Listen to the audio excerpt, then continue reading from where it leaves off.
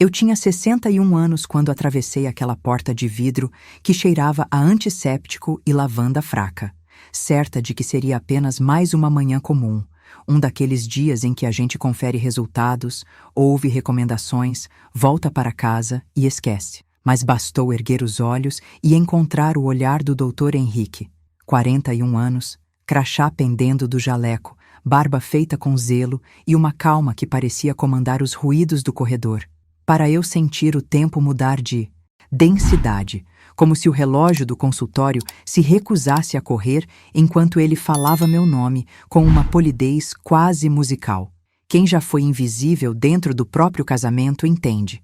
Há gestos que acendem luzes em cômodos que a gente jurava ter abandonado, e foi isso que aconteceu ali, em poucos minutos, sem que ninguém percebesse, sem que eu mesma aceitasse, a princípio, dar nome àquele silêncio cheio de eletricidade.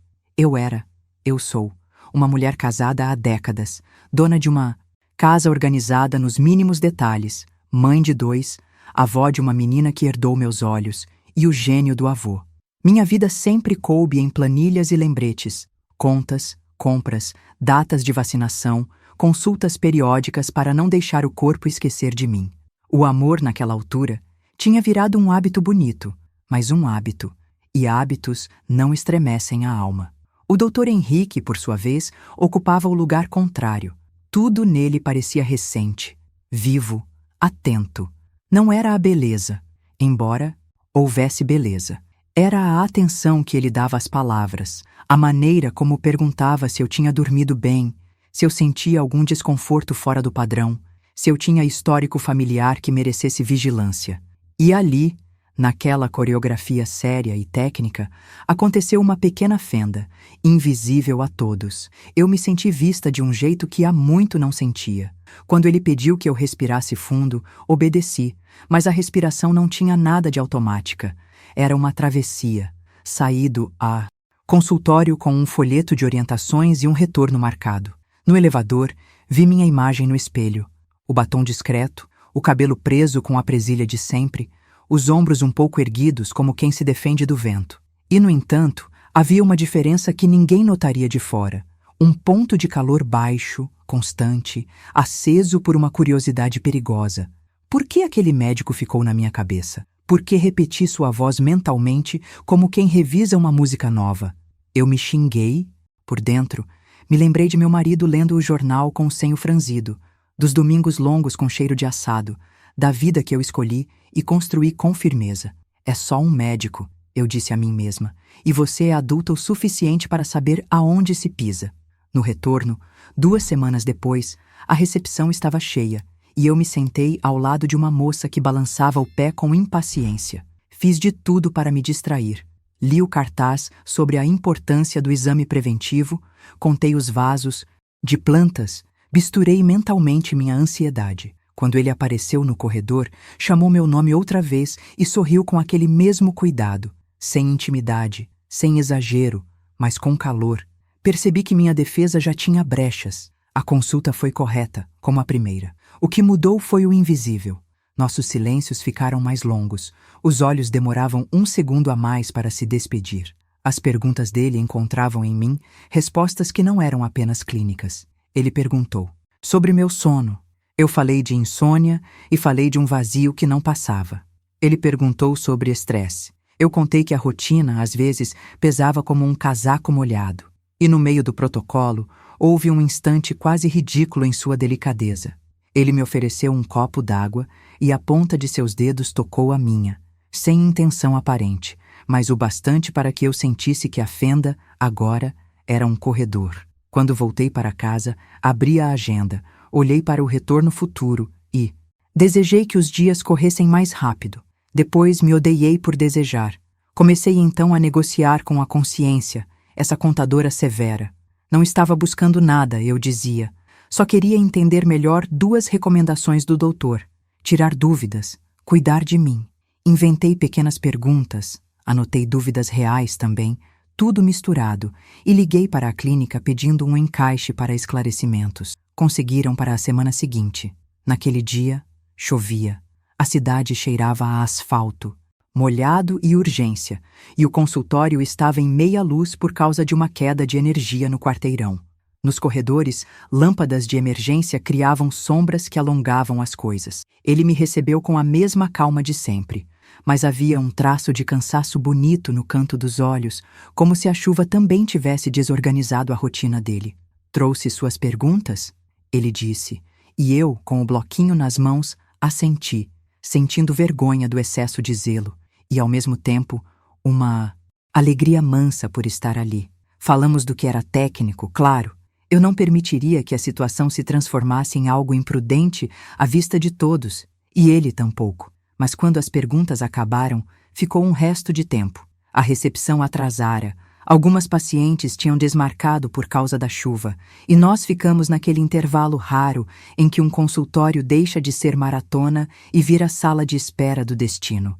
Foi quando ele comentou, num tom neutro, que estava no meio de um divórcio. Eu não perguntei nada. Ele tampouco deu detalhes. Apenas ficou dito. Havia, do outro lado da mesa, um homem exausto de uma história.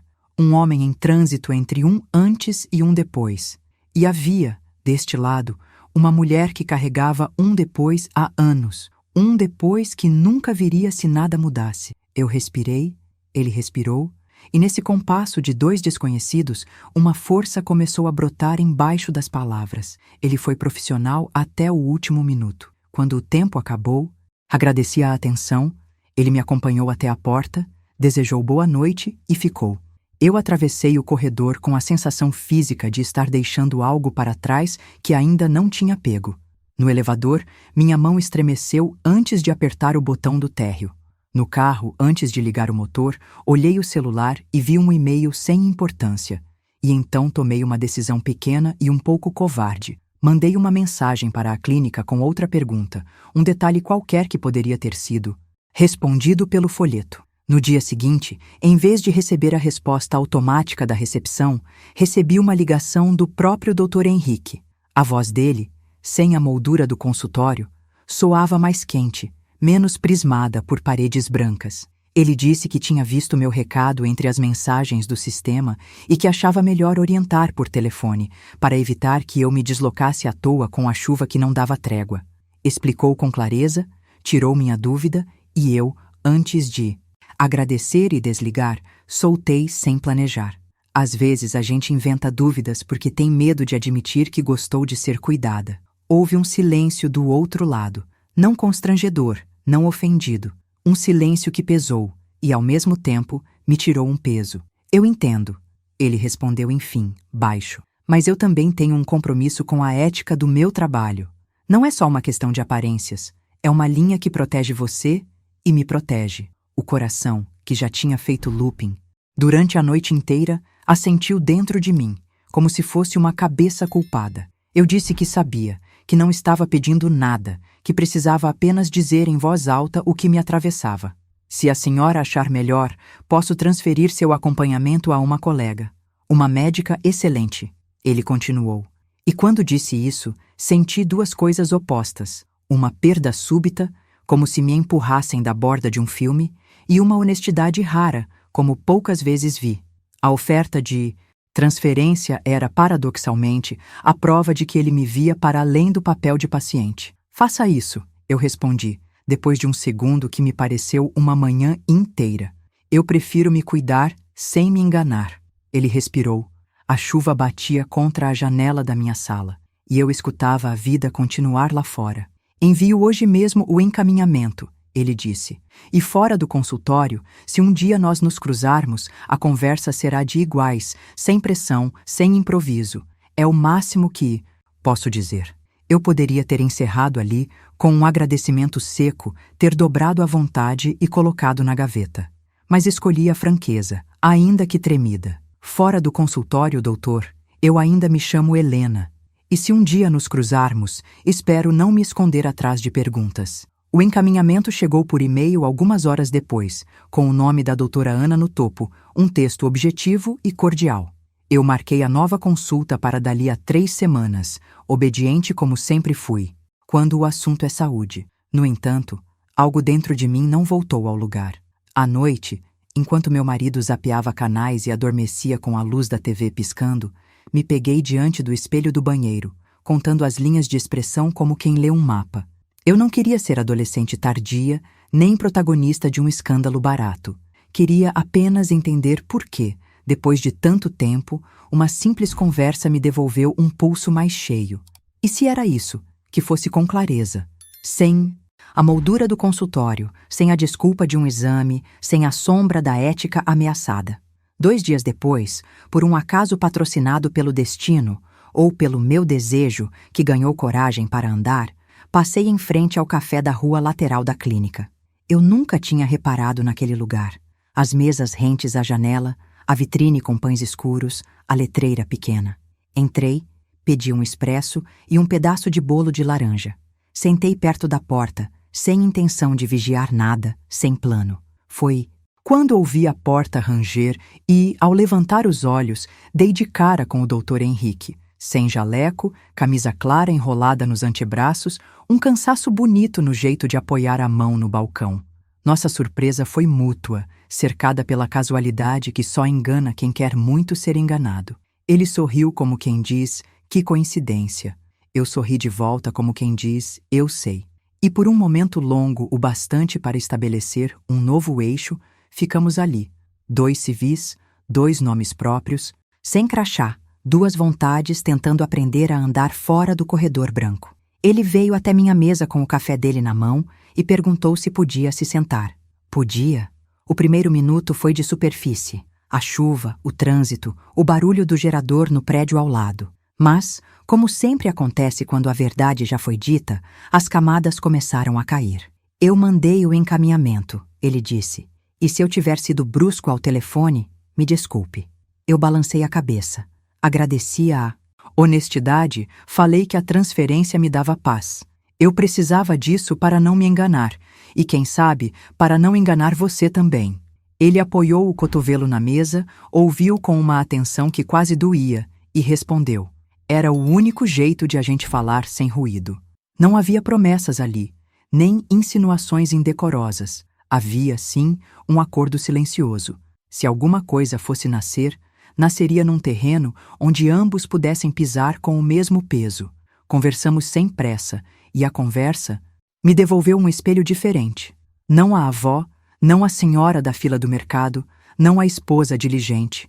Eu me vi mulher, inteira, com uma história que não terminou em algum aniversário distante. Ele falou pouco de si, e o pouco que falou bastou. Um casamento longo que se desfazia, a sensação de que o trabalho era a âncora e a gaiola, a dificuldade de aceitar que a vida muda de cor sem pedir permissão. Eu falei do meu medo maior, não de errar. Errar, os anos me ensinaram, é inevitável, mas de errar sem coragem de assumir, de viver pela metade. Quando nos levantamos, o café tinha esfriado e a tarde parecia mais clara. Na porta, ele hesitou. Eu hesitei. E decidimos sem dizer que qualquer passo a mais merecia outro encontro, em lugar neutro, com o peso do consultório definitivamente atrás de nós. Voltei para casa com a impressão física de estar carregando um segredo no bolso do casaco. Não era um segredo sujo, era um segredo frágil, à espera de nome. Enquanto a chave girava na fechadura, pensei nas consequências, na tessitura fina entre o que se deseja e o que se faz, no rastro que cada escolha deixa. Eu não estava pronta para subir no altar da culpa, nem para me absolver de antemão. Eu queria caminhar, vendo o chão, e ainda assim, quando me vi no corredor escuro da minha casa, ouvi, como um sussurro que vinha de longe e de dentro. Helena, você está prestes a viver algo que não estava no seu mapa. A pergunta que veio, colada, a esse sussurro foi outra. Você vai ter o coração para bancar? Da cidade, dentro de mim, já havia um terremoto. Era como se o simples fato de ter me permitido estar ali, na frente dele, sem a proteção das paredes brancas do consultório, tivesse me colocado diante de uma versão de mim que eu não conhecia mais. Eu, Helena, sempre me orgulhei de ser firme, de controlar o que sentia, de manter os pés no chão. Desde cedo, aprendi que a vida de uma mulher, sobretudo em meu tempo, dependia de autocontrole. Não se pode parecer fraca, não se pode ceder a caprichos, não se pode perder a compostura. Mas a verdade é que, com 61 anos, percebi que a compostura também cansa, que viver sempre vestida de obrigações é sufocante. Talvez fosse por isso que aquele encontro, casual ou não, tivesse acendido uma fogueira que eu não sabia mais como apagar. Passei dias revendo cada detalhe, o modo como ele apoiou o braço sobre a mesa, o jeito que me escutava sem pressa, a linha fina de exaustão em seus olhos que, ao invés de afastar, aproximava. Era como se cada gesto fosse um convite para olhar de novo, para interpretar melhor, para imaginar histórias que nunca aconteceram. À noite, enquanto meu marido dormia de boca entreaberta, o ronco se misturando ao chiado da TV, eu fechava os olhos e o café voltava inteiro. O cheiro de bolo de laranja, a música baixa no ambiente, a sensação de que, pela primeira vez em muitos anos, alguém estava me enxergando como mulher, e não apenas como papel social. Não demorou para que eu me pegasse diante de uma bifurcação. Uma parte de mim, a mais sensata, dizia que era hora de esquecer, de enterrar qualquer possibilidade, de aceitar que a vida já tinha seu rumo traçado. Mas a outra parte, a mais teimosa, gritava que eu estava viva e que não podia deixar essa chance escapar. Eu não queria me tornar uma sombra de mim mesma, não queria ser lembrada apenas como a esposa de fulano ou a avó de cicrana. Queria, ao menos uma vez, sentir novamente a urgência da juventude, o risco do imprevisto, o prazer do proibido. Foi assim que, alguns dias depois, decidi voltar ao mesmo café. Não havia planos claros, apenas um impulso. Sentei na mesma mesa perto da porta, pedi novamente um expresso e um pedaço de bolo. Minha desculpa, se alguém perguntasse, era simples: gostei do lugar. Mas no fundo, eu sabia que estava repetindo o ritual como quem invoca um destino. Passei quase uma hora ali, observando a rua, ouvindo o som das xícaras, ensaiando. Frases que talvez nunca fossem ditas. Ele não apareceu. Voltei para casa com uma mistura de frustração e alívio, como quem joga uma moeda para cima e não sabe se torce por cara ou coroa. Os dias seguintes foram uma espécie de tortura doce. Eu dizia para mim mesma que não voltaria ao café, que não ficaria me expondo ao ridículo, que precisava controlar essa tempestade interna. Mas cada vez que passava pela rua lateral da clínica, meus olhos fugiam sozinhos para a vitrine. Era mais forte do que eu. Foi numa tarde de quinta-feira, quando a cidade parecia suspensa em um calor preguiçoso, que a coincidência se repetiu. Entrei para me abrigar do sol e lá estava ele, já sentado, com um livro aberto sobre a mesa. Quando me viu, sorriu sem surpresa, como se tivesse esperado. "Helena, que coincidência boa", disse, fechando o livro com calma. "Coincidências têm me perseguido ultimamente", respondi, tentando disfarçar a explosão de nervos dentro de mim. Sentei-me ao lado dele, como se fosse o movimento mais natural do mundo. Conversamos novamente, e a cada palavra era como se a linha entre nós se estreitasse. Ele não falava como médico, não me tratava como paciente. Éramos apenas dois adultos em uma conversa franca, carregada de uma tensão que não precisava ser dita. Falamos sobre livros, sobre música, sobre como a vida às vezes muda de rumo sem pedir licença. Ele confessou gostar de caminhar sozinho pela cidade para ouvir seus próprios pensamentos. Eu confessei que me sentia sufocada em uma rotina que já não me cabia. Houve um momento em que nossos silêncios se tornaram mais eloquentes que qualquer palavra. Nossos olhos se encontraram de um jeito que dispensava explicações. Eu sabia que ali estava nascendo algo perigoso, mas irresistível. Era como estar à beira de um penhasco. Parte de mim tremia de medo da queda. A outra parte sentia a vertigem deliciosa da liberdade. Saímos juntos do café e caminhamos até a esquina. O calor da tarde parecia derreter as fachadas, e ainda assim, ao lado dele, o ar parecia leve. Na despedida, houve uma pausa que durou segundos demais. Ele estendeu a mão para mim e eu segurei, demorando mais do que deveria. Foi nesse instante que percebi. Não havia mais volta. Naquela noite, em casa, não consegui dormir. Minha cabeça latejava com imagens, memórias, projeções. Eu me perguntava o que estava fazendo, como havia chegado até ali, e ao mesmo tempo me Perguntava como suportaria voltar ao antes, como fingir que nada estava acontecendo dentro de mim. O dilema era cruel. Ou eu me afundava na culpa por ceder, ou me condenava ao vazio por resistir. Nenhuma das opções parecia suportável. 2 dias depois, o telefone tocou. Era ele. Disse que estaria no café novamente, que gostaria de conversar mais, mas sem pressa, sem obrigação. Apenas conversar. Minha voz tremeu quando aceitei. Marquei como quem marca um encontro casual, mas por dentro, sabia que estava assinando um pacto invisível. Naquele sábado, quando atravessei a rua e entrei no café, senti meu coração bater como se tivesse voltado aos 20 anos. Ele já estava lá, esperando, e o sorriso que me deu não era o de um médico, nem o de um conhecido. Era o de um homem que reconhecia uma mulher. Sentei-me, e pela primeira vez em muito tempo, não me senti velha, não me senti invisível. Eu era Helena inteira, e estava prestes a começar uma história que, mesmo sem garantias, já tinha mudado minha vida. Mulher que sempre se orgulhou da frieza, do autocontrole e da vida organizada, agora estava ali, deixando-se ser levada por algo que não sabia nomear: desejo, paixão, curiosidade, sede de vida. Talvez fosse tudo junto. Em algum momento, o papo enveredou para o inevitável: os limites.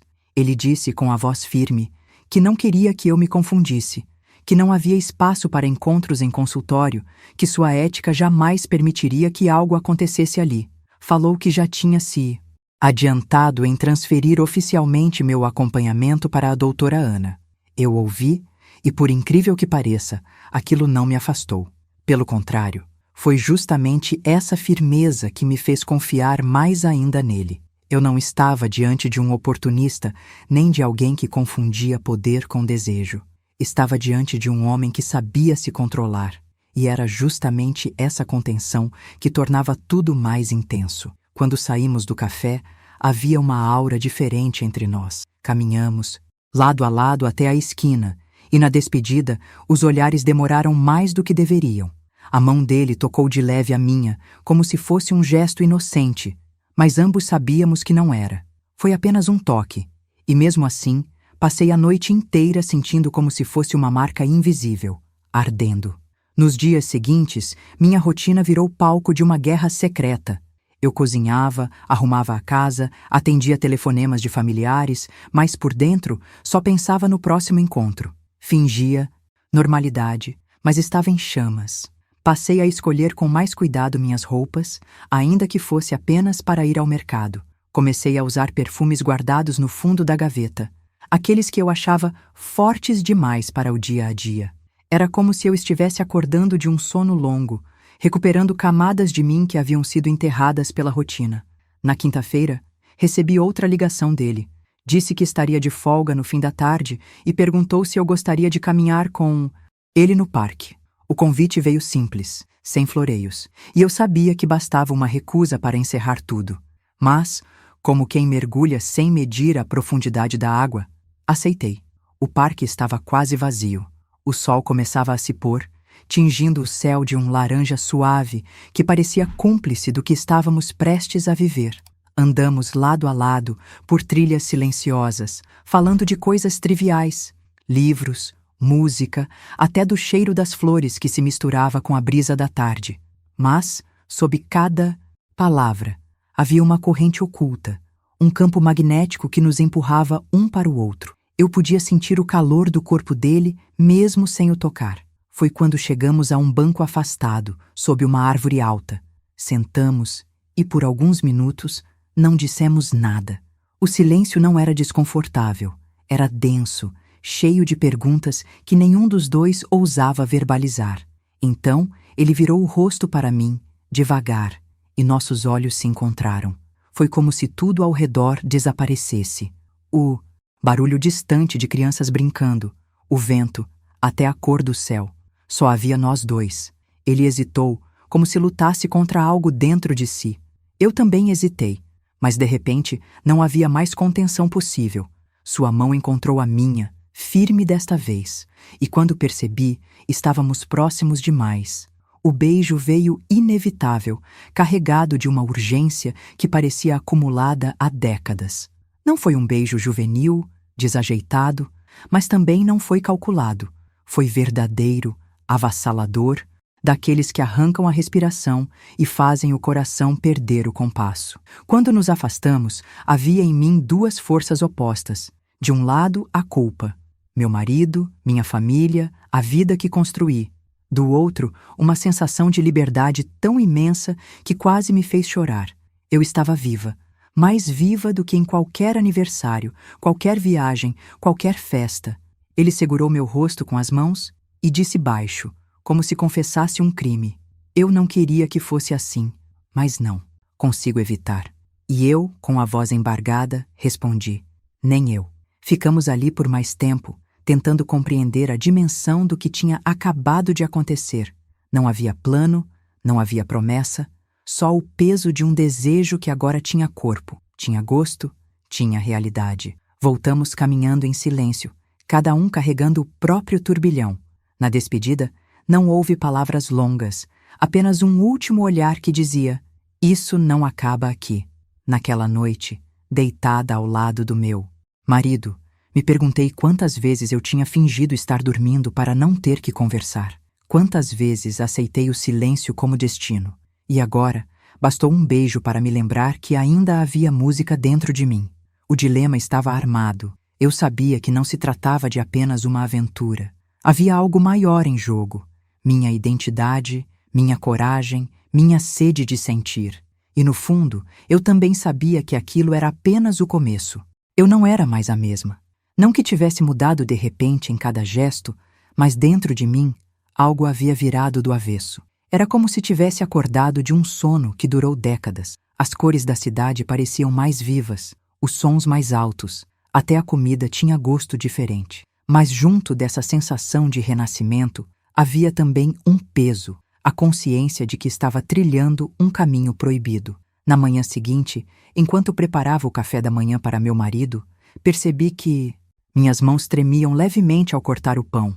Ele, alheio a tudo, lia o jornal como sempre, sem notar a tempestade que me consumia por dentro. Olhei para ele e senti uma mistura de compaixão e frieza. Ele era parte da minha vida, meu companheiro de tantos anos, mas não conseguia mais despertar em mim nada além da rotina. Do outro lado, havia Henrique, o médico, o homem, o improvável, que tinha acendido em mim uma chama que eu já nem acreditava existir. Durante o dia tentei me distrair com tarefas domésticas e visitas rápidas ao mercado, mas a lembrança daquele beijo não me abandonava. Fechava os olhos e sentia de novo a força da mão dele, o calor da boca, o arrepio que me percorreu a espinha. Era uma lembrança perigosa, dessas que grudam na pele e transformam cada segundo em espera pelo próximo encontro. Foi ele quem tomou a iniciativa. No início da semana, recebi uma mensagem simples. Precisamos conversar, sem pressa, mas não dá para fingir que nada aconteceu. Meu coração disparou.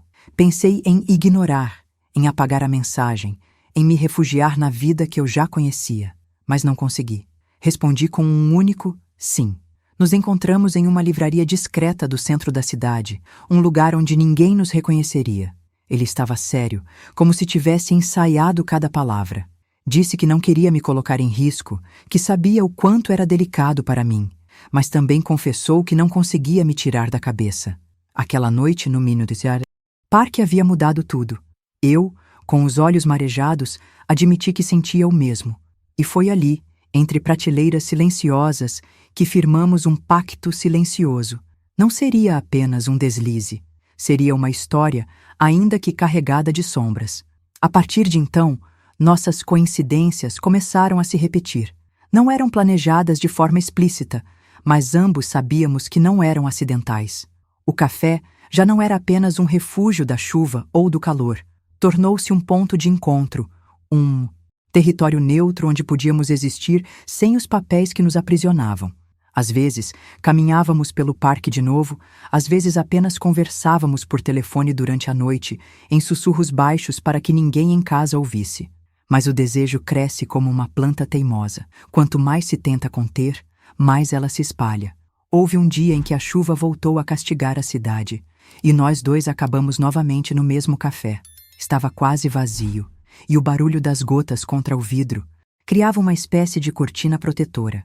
Ele pegou minha mão por baixo da mesa, gesto simples, mas que incendiou cada pedaço do meu corpo. Ficamos assim por longos minutos, sem dizer nada, apenas sentindo a corrente elétrica que nos ligava. Eu sabia que, dali em diante, não haveria mais como frear.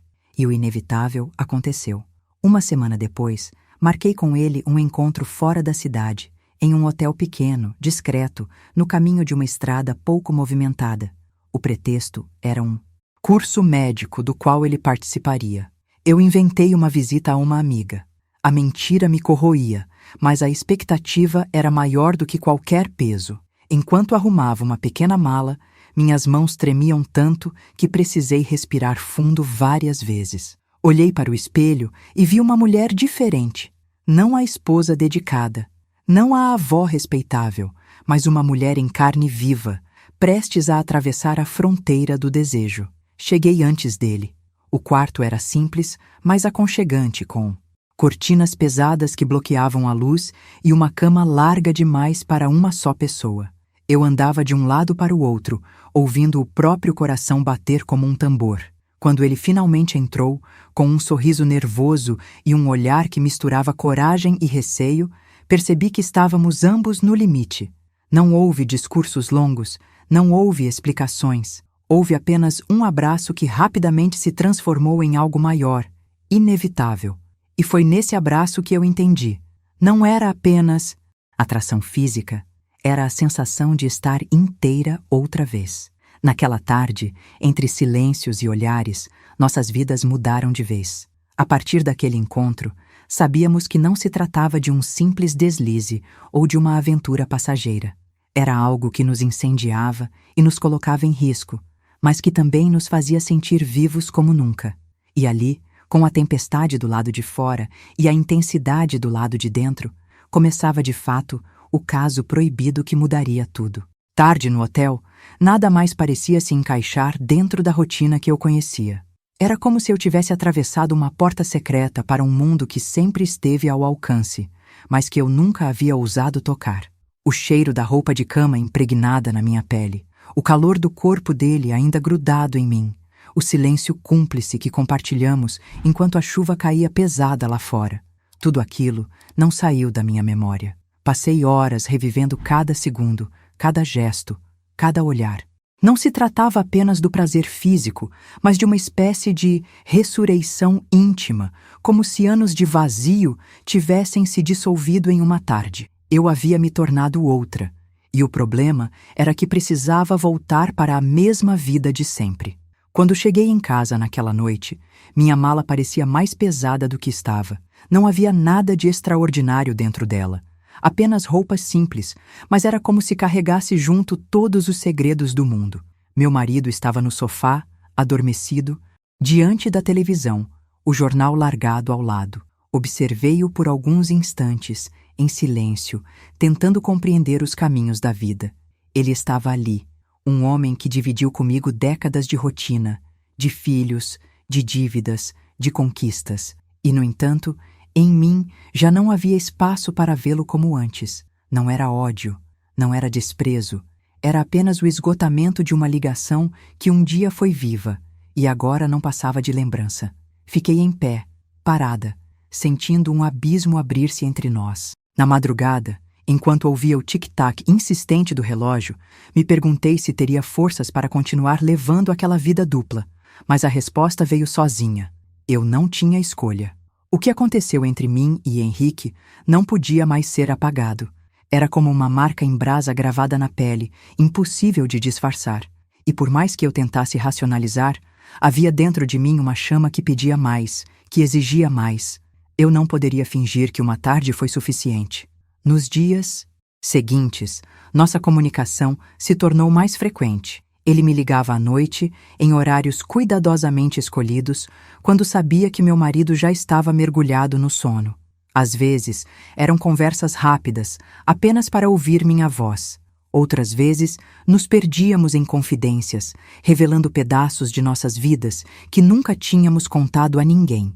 Descobri nele uma sensibilidade escondida sob o jaleco impecável. Um homem que lia poesia antes de dormir, que caminhava sozinho para Ouvir o som da própria respiração, que acreditava que algumas pessoas surgem em nossa vida como tempestades, para mudar tudo de lugar. Eu ouvia cada palavra com o coração apertado, como quem recebe uma dádiva e um castigo ao mesmo tempo. Aos poucos, inventei desculpas cada vez mais elaboradas para sair de casa, dizendo que visitaria amigas, que precisava resolver assuntos de família, que estava cuidando de exames. O curioso é que meu marido não desconfiava. Talvez estivesse acostumado demais à previsibilidade da nossa vida, talvez já não prestasse atenção suficiente em mim. Seja como for, minha ausência passou despercebida, e essa indiferença só reforçava a sensação de que eu já não tinha raízes naquele casamento. Nossos encontros se tornaram mais frequentes. Às vezes no mesmo hotel discreto da primeira vez, às vezes em cidades próximas, em quartos alugados por algumas horas. Cada reencontro era uma mistura de urgência e calma. Urgência no desejo de estar um no outro. Calma no modo como nossos corpos pareciam já se conhecer de muito antes. Eu nunca tinha sentido tamanha entrega. Cada gesto dele parecia desenhado para me devolver algo que eu havia perdido. E, ao mesmo tempo, cada toque despertava em mim uma culpa que eu não sabia como administrar. Mas a verdade é que a culpa nunca foi suficiente para me impedir. Pelo contrário, era justamente o proibido que tornava tudo mais intenso. Quando eu estava ao lado dele, o mundo parecia suspenso. Não havia relógio, não havia compromissos, não havia idade. Eu não era a esposa de 61 anos que todos viam, mas uma mulher inteira, viva, pulsando. E quando eu voltava para casa, trazia comigo a sensação de ter atravessado uma fronteira secreta, como se carregasse nas veias um veneno doce que me mantinha desperta. Com o tempo, nossos encontros foram ganhando uma cadência própria. Já não eram apenas momentos roubados, mas rituais. Um olhar no café era suficiente para marcarmos, sem palavras, que em breve nos veríamos. Um toque rápido em minha mão, disfarçado na pressa da rua, valia como um convite. E quando finalmente nos encontrávamos longe dos olhos de todos, era como se cada despedida tivesse acumulado energia suficiente para explodir no próximo abraço. Comecei a notar mudanças em mim. Passei a sorrir mais, a me arrumar melhor, a sentir uma vaidade que havia desaparecido. Amigos comentavam que eu parecia mais jovem, mais leve. Eu sorria e mudava de assunto, mas por dentro sabia a razão. O segredo, por mais perigoso que fosse, me transformava. Eu estava florescendo em silêncio. Mas, com o florescimento, também veio o medo. O medo de sermos descobertos, de alguém notar nossas ausências, de meu marido perceber. Cada vez que o telefone tocava, meu coração disparava com a possibilidade de ser alguém desvendando nossa trama. Cada vez que saía de casa, inventando um motivo qualquer, sentia um nó no estômago. E ainda assim, nada disso era forte o bastante para me afastar dele. Um episódio marcou especialmente esse período. Era fim de tarde quando o encontrei no consultório. Por acaso, já que eu estava acompanhando uma amiga em uma consulta com outra médica. Nossos olhos se cruzaram no corredor, e naquele instante percebi o quanto era difícil fingir normalidade. Ele me cumprimentou com a mesma educação de sempre, mas no fundo havia uma chama oculta. Quando nos despedimos, seu olhar demorou mais que o aceitável. Saí dali com o coração em chamas e uma certeza perigosa. Estávamos flertando com o risco de sermos flagrados. Foi nesse mesmo dia que ele me disse, ao telefone: "Não sei por quanto tempo conseguiremos viver nesse fio de navalha, mas também não consigo imaginar minha vida sem você agora." Suas palavras me cortaram por dentro. Eu sabia que estava arriscando tudo: meu casamento, minha reputação, minha família. Mas a pergunta que ecoava dentro de mim era: e o que seria de mim se abrisse mão disso? Eu voltaria a ser a sombra que era antes? Nossas conversas começaram a tocar em temas mais profundos. Ele falava de liberdade, de recomeço, de como às vezes a vida nos dá uma segunda chance quando menos esperamos. Eu falava de medo, de responsabilidade, de como a culpa me corroía por dentro. Era um duelo constante entre o desejo e o dever, entre o impulso e a moral. Mas sempre, sempre, o desejo vencia. Aos poucos, nossos encontros Deixaram de ser apenas refúgios e se transformaram em necessidade. Eu já não inventava desculpas por acaso. Planejava, arquitetava, criava espaços na agenda para viver aquelas horas. Era como um vício, um segredo doce demais para ser abandonado. E ele, por sua vez, também se entregava. Disse-me uma vez, enquanto estávamos deitados lado a lado, que nunca tinha sentido algo tão avassalador, que eu havia aparecido em sua vida como um raio, partindo tudo ao meio. E foi nessa entrega crescente que comecei a perceber. Estávamos entrando em um ponto sem retorno. Já não se tratava apenas de encontros escondidos, mas de uma ligação que se aprofundava a cada dia. Uma paixão que, cedo ou tarde, exigiria escolhas. E eu, embora assustada, sabia que não queria mais viver sem isso. Sobrevive ileso quando é alimentado por algo tão intenso quanto uma paixão proibida. Depois de meses vivendo entre duas vidas, percebi que começava a deixar rastros. Não eram marcas evidentes, mas pequenos detalhes que, se alguém observasse com atenção, poderiam entregar tudo. Um batom mais forte que eu nunca usava em casa, o perfume diferente que ficava impregnado em minhas roupas, as mensagens que eu apagava correndo antes que meu marido pudesse ver. Até a energia em meu olhar havia mudado. Eu sorria sem motivo, tinha a pele mais viva, e os comentários começaram a surgir. "Helena, você está radiante", dizia uma vizinha. "Qual é o segredo?", perguntava uma amiga, meio em tom de brincadeira, meio em tom de suspeita. Eu respondia com evasivas, mas por dentro sabia. O segredo estava prestes a transbordar. Henrique, por sua vez, parecia viver a mesma dualidade. No consultório, quando nos cruzávamos por acaso, seu rosto se mantinha profissional, contido, mas eu percebia a tensão em seus olhos. Em nossos encontros fora dali, ele se entregava por inteiro, e era como se estivesse tentando recuperar em poucas horas toda a intensidade que não podia mostrar nos outros dias. Esse contraste nos consumia. Quanto mais tentávamos manter o controle, mais o desejo crescia, como uma represa prestes a arrebentar. Um episódio, em especial, deixou claro o quanto estávamos à beira de sermos descobertos. Era uma sexta-feira chuvosa e tínhamos marcado de nos encontrar no mesmo hotel discreto de sempre. Inventei que passaria o dia com minha irmã, e meu marido aceitou sem questionar. Mas no caminho, percebi que a cidade estava engarrafada e o atraso era inevitável. Liguei para Henrique, avisando que demoraria. Quando finalmente cheguei, molhada da chuva e com o coração acelerado, encontrei-o já no quarto, nervoso, andando de um lado para o outro. Achei que tinha desistido. Ele disse, com um meio sorriso tenso. "Desistir?" Respondi, largando a bolsa sobre a cama. "Eu já não sei mais como seria desistir de você." E nos abraçamos como se fosse a última vez, como se todo o mundo lá fora tivesse desaparecido. Mas enquanto estávamos juntos, meu telefone vibrou. Era uma ligação do meu marido. Travei, o coração quase parando. Henrique percebeu minha expressão e pediu que eu atendesse. Respirei fundo, atendi, tentando manter a voz firme. "Está tudo bem?" Ele perguntou, em tom neutro. Eu inventei que estava com minha irmã, que a chuva tinha nos prendido em um shopping. A desculpa colou, mas o pânico me acompanhou pelo resto do encontro. Pela primeira vez, senti de verdade o gosto amargo do risco. Depois daquele dia, passei noites em claro, questionando se deveria dar um fim naquilo. Mas a resposta sempre vinha no mesmo formato. A lembrança dos olhos de Henrique, o calor dos seus abraços, a sensação de estar viva ao seu lado. Como desistir da única coisa que fazia meu coração bater de verdade? Era impossível. Eu já estava presa, enredada em uma teia que não tinha como romper. E mesmo com o medo, seguimos. Nossos encontros se tornaram mais criativos. Já não era suficiente o hotel escondido. Passamos a nos encontrar em cafés distantes, em estradas secundárias, em parques quase vazios. Cada lugar era uma desculpa para estar perto. Cada momento roubado era um tesouro guardado na memória.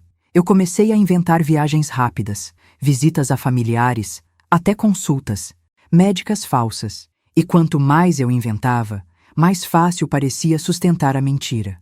O perigo virava um tempero, um ingrediente secreto que tornava tudo ainda mais intenso. Mas havia outra camada nessa história: o envolvimento emocional. Eu percebia que já não era apenas desejo ou paixão passageira. Estávamos nos tornando parte um do outro. Nossas conversas se aprofundavam cada vez mais. Falávamos sobre futuro, ainda que em tons tímidos. Henrique dizia que não queria ser apenas um capítulo escondido da minha vida. Eu dizia que não sabia se teria coragem de mudar tudo, mas também não suportava imaginar minha vida sem ele. Era um dilema sem saída. Em casa, comecei a me distanciar ainda mais. Meu marido notava, às vezes, minha falta de atenção, mas parecia atribuir tudo ao cansaço ou à idade.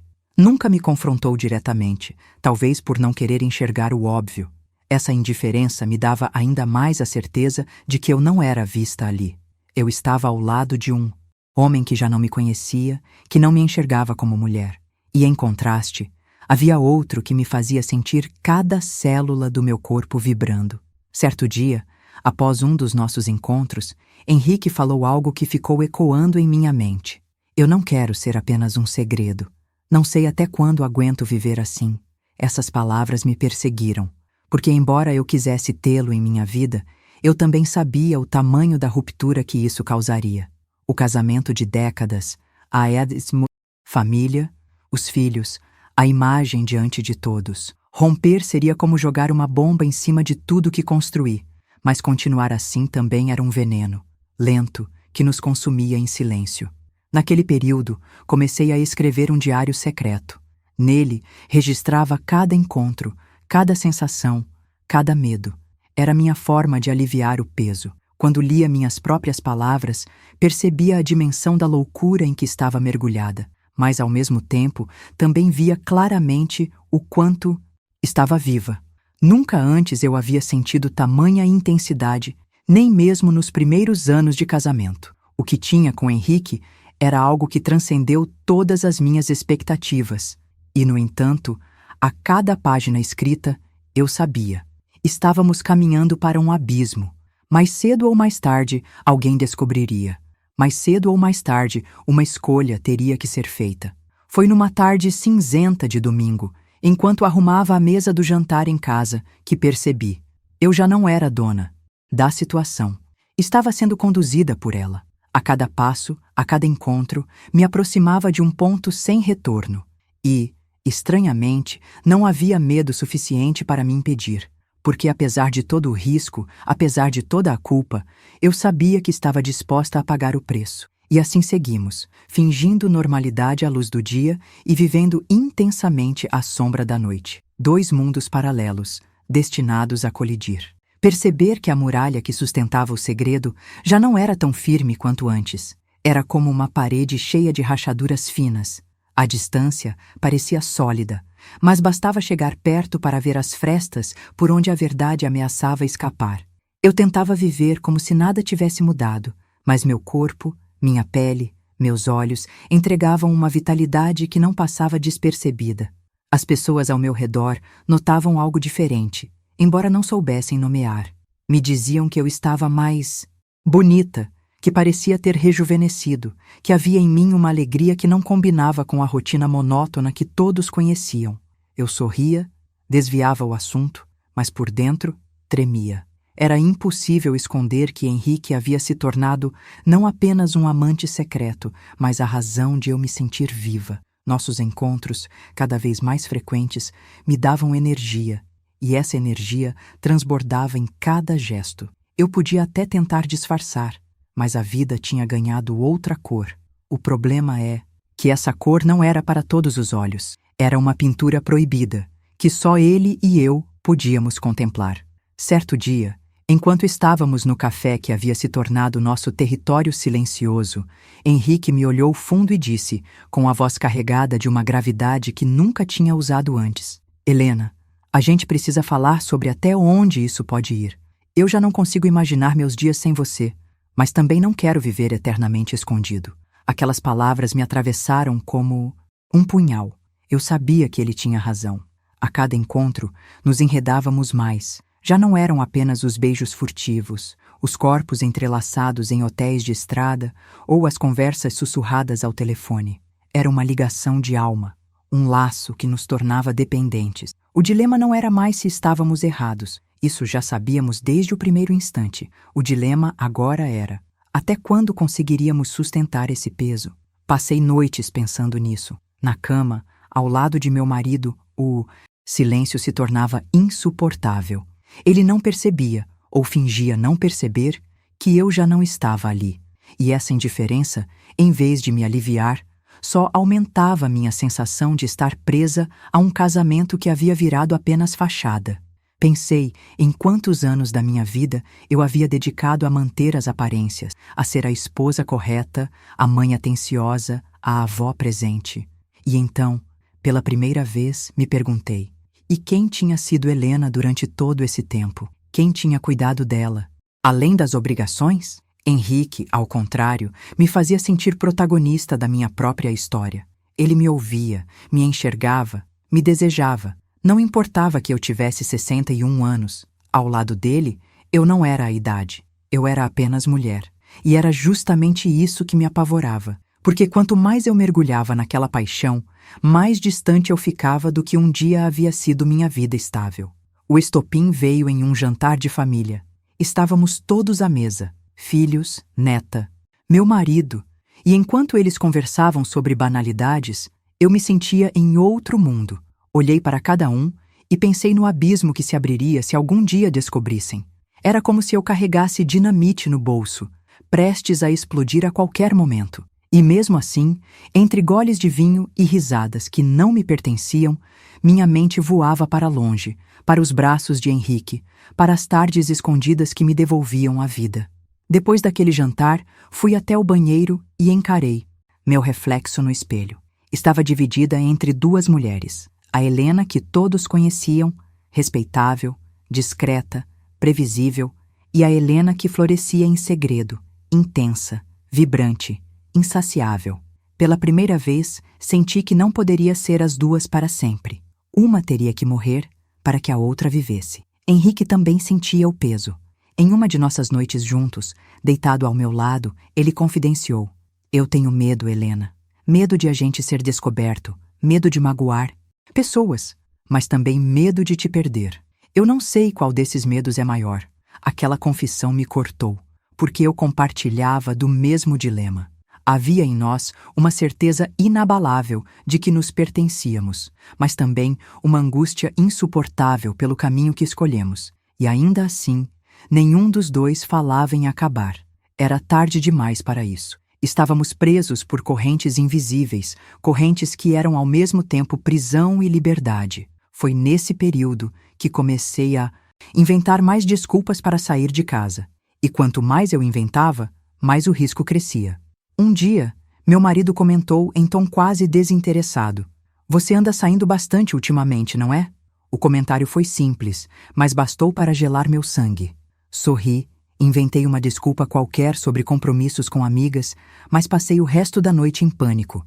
A muralha começava a rachar e eu sabia que um passo em falso poderia revelar tudo. Mas, em vez de me afastar, isso só me aproximou ainda mais de Henrique. O perigo se tornou parte do ritual, como se cada encontro fosse um desafio à própria sorte. A adrenalina nos alimentava. E no meio de tudo isso, a paixão só crescia, como uma chama que se recusa a se apagar. Houve um dia em que nos encontramos em um lugar novo, um apartamento emprestado por um amigo dele. Ali, longe dos olhares, nos permitimos falar com mais franqueza. Henrique me disse que sonhava em ter uma vida comigo, sem segredos. Eu chorei, dizendo que não sabia se teria coragem de destruir tudo ao meu redor. E ele, com a voz firme, respondeu: mas Helena, você já não destruiu? Pelo menos por dentro? O que você sente por mim não tem como voltar atrás. Essas palavras ficaram gravadas em mim. Ele tinha razão. Eu já não podia fingir que minha vida antiga ainda existia. Eu podia manter a fachada, mas por dentro tudo já havia mudado. E naquela noite, enquanto caminhava de volta para casa, percebi com clareza: o fim se aproximava. Não importava como, nem quando, mas algo teria que acontecer. Ou a verdade viria à tona, ou eu teria que escolher entre as duas vidas que disputavam dentro de mim. O peso do segredo estava se tornando insuportável, mas ao mesmo tempo, a paixão era o que me mantinha de pé. Eu estava em um beco sem saída, e no fundo, talvez fosse exatamente isso que eu sempre buscara, o momento em que não haveria mais retorno. Dobrar. Não porque o desejo tivesse diminuído, pelo contrário, ele só crescia, incendiando nossos encontros com uma intensidade quase desesperada, mas porque a sombra da descoberta já se estendia sobre nós. Eu caminhava pela casa sentindo que a qualquer momento as paredes poderiam me denunciar. Cada olhar do meu marido era uma ameaça, cada telefonema inesperado era um susto, cada coincidência parecia armadilha. E, no entanto, mesmo com esse medo consumindo minhas noites, eu continuava. Continuava porque já não era possível voltar ao antes. Eu me tornei refém daquilo que me dava vida. Henrique também estava mais inquieto. Em nossos encontros, ele falava cada vez mais do futuro, como se fosse uma necessidade, um fôlego em meio ao sufoco. Helena, nós não podemos viver assim para sempre. Uma hora alguém vai descobrir. E eu não quero que seja por acaso. Quero que seja por escolha. Essas palavras me assombravam. Ele falava de escolha, mas para mim, escolha era sinônimo de ruína. Como eu poderia romper com um casamento de décadas, com filhos crescidos, com uma neta que me via como pilar da família? Como eu poderia suportar os julgamentos, os olhares de reprovação, a sensação de que tudo que construí desmoronaria? E ainda assim, como eu poderia abrir mão de Henrique agora que ele havia se tornado meu ar? Comecei a viver um estado de alerta constante. De manhã, enquanto passava café, me perguntava se teria coragem de confessar. À tarde, durante os encontros roubados, me sentia mais viva do que nunca. À noite, deitada ao lado de meu marido, me sentia um fantasma, um corpo presente, mas uma alma ausente. E esse contraste me corroía, me dilacerava em silêncio. Um dia, recebi uma mensagem inesperada de uma das minhas filhas. Mãe, o pai comentou que você anda saindo bastante. Está tudo bem? Quase deixei o celular cair das mãos. A muralha começava a ruir de verdade. Respondi com evasivas, dizendo que eram apenas compromissos de rotina, mas por dentro um alarme soou. Estávamos perto demais de sermos descobertos. Contei a Henrique naquela mesma noite e ele ficou em silêncio por alguns segundos antes de responder. Eu disse que não conseguiríamos viver nessa corda bamba para sempre. A questão é, você quer mesmo continuar mentindo ou vai finalmente escolher? Eu não tinha resposta, e talvez nunca tivesse. Foi então que um acontecimento inesperado precipitou tudo. Uma amiga próxima da família me viu entrando em um café distante, de mãos dadas com ele. Não era alguém íntima o suficiente para confrontar, mas era próxima o bastante para comentar depois em tons de insinuação. No dia seguinte, meu marido me olhou de forma estranha durante o café da manhã. Não disse nada, mas eu percebi que algo tinha mudado. Aquele silêncio foi pior do que qualquer acusação. Eu soube, naquele instante, que o tempo da máscara estava acabando. Passei o resto do dia em pânico. Pensei em confessar, pensei em inventar desculpas, pensei até em desaparecer. Mas a verdade é que eu estava cansada de fugir. Fugi de mim mesma por anos demais. Fugi dos meus desejos, das minhas vontades, da minha própria identidade. E agora, ao ser encurralada, percebi que talvez fosse a chance de finalmente parar de correr. Naquela noite, me encontrei com o Henrique em nosso refúgio costumeiro. Ele percebeu meu semblante carregado e não perguntou nada de imediato. Apenas me abraçou, como se soubesse que eu estava à beira de um colapso. Quando finalmente contei o que tinha acontecido, ele respirou fundo e disse: Então chegou a hora, Helena. Não dá mais para esconder. O que você vai fazer? A pergunta ecoou como um trovão dentro de mim. O que eu iria fazer? Eu não sabia. Eu queria gritar que ficaria com ele, que largaria tudo, que não me importava com as consequências. Mas também havia em mim o medo, o apego à vida construída, a culpa por destruir não apenas meu casamento, mas a imagem que meus filhos tinham de mim. Passamos horas em silêncio, apenas de mãos dadas, como se estivéssemos nos preparando para um salto no escuro. E talvez estivéssemos mesmo. No dia seguinte, ao acordar, olhei para o teto do meu quarto e tomei uma decisão. Não definitiva, não corajosa, mas uma decisão. Eu não confessaria ainda, não naquele momento, Não porque quisesse manter a farsa, mas porque precisava de tempo. Tempo para entender quem eu era, tempo para decidir se teria forças para enfrentar a tempestade que viria.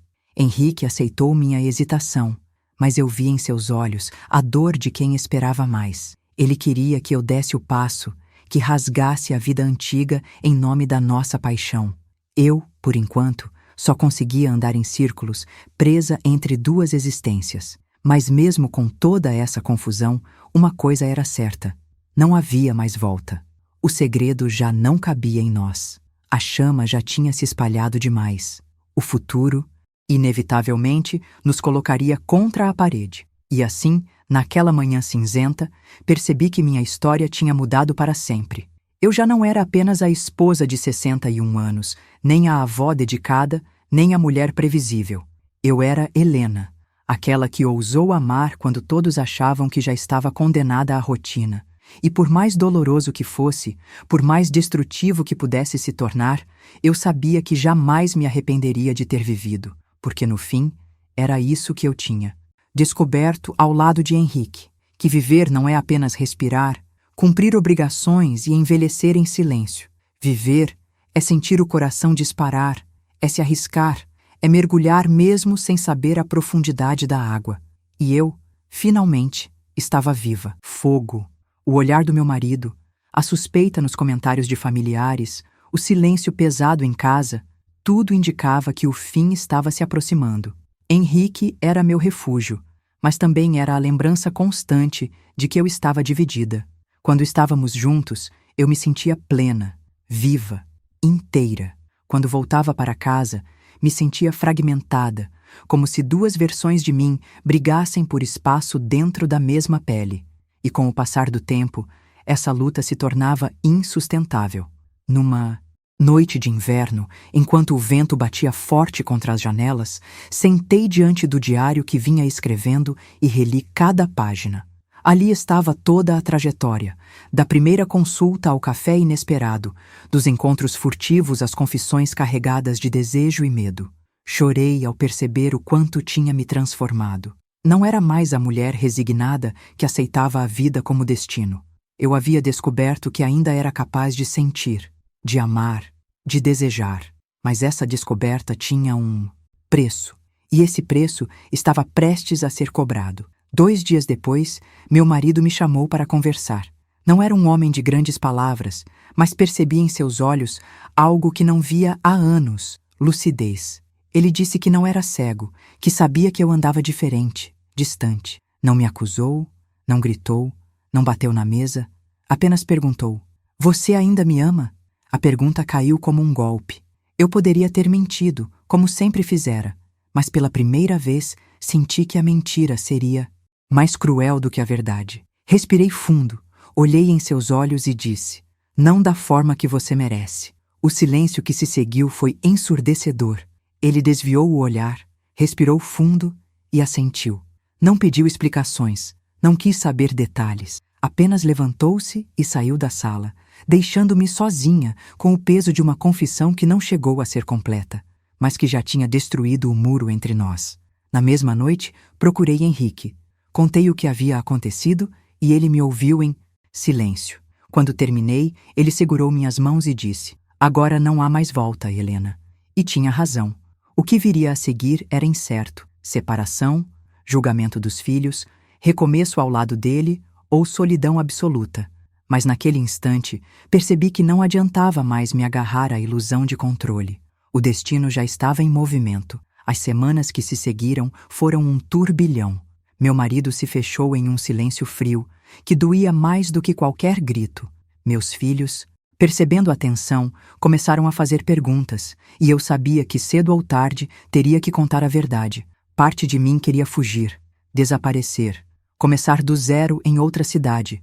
Mas outra parte, a mais forte, queria enfrentar as consequências, porque finalmente eu tinha algo pelo qual valia a pena lutar. Henrique se manteve ao meu lado.